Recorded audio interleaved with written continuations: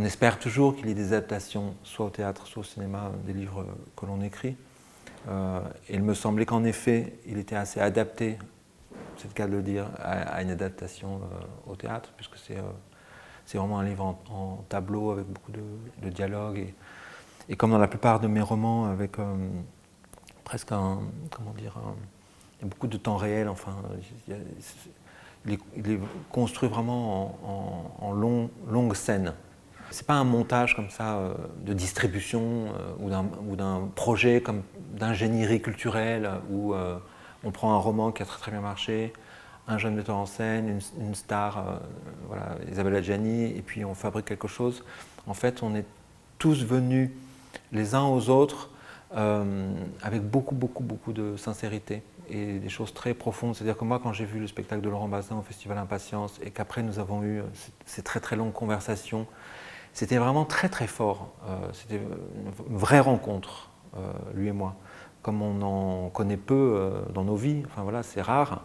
Avec Isabelle, c'est exactement la même chose qui s'est passé entre elle et moi, quelque chose de vraiment très puissant.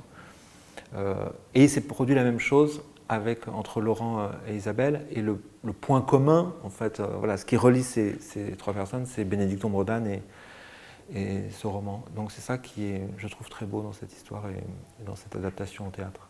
C'est-à-dire que moi, ce qui m'intéresse avec une adaptation théâtrale de mon roman, c'est que l'adaptation qu'il en fera devienne une œuvre d'art. C'est la seule chose qui m'intéresse quand je vais au théâtre en tant que spectateur, et j'adore le théâtre, et j'y vais énormément, c'est toujours avec l'espoir de découvrir une œuvre d'art. Moi, j'écris des romans extrêmement sensoriels, et j'attends beaucoup de l'impact que mes romans et que mes phrases peuvent avoir sur mes lecteurs. J'élabore des dispositifs immersifs comme ça, où mon objectif, mon envie, mon désir, c'est que le lecteur éprouve des sensations très fortes, qui le modifient même intérieurement, physiquement, psychiquement. Et Laurent, il fait la même chose au théâtre. C'est aussi pour ça qu'il avait très envie d'adapter mon roman, c'est qu'on a un peu la même approche artistique.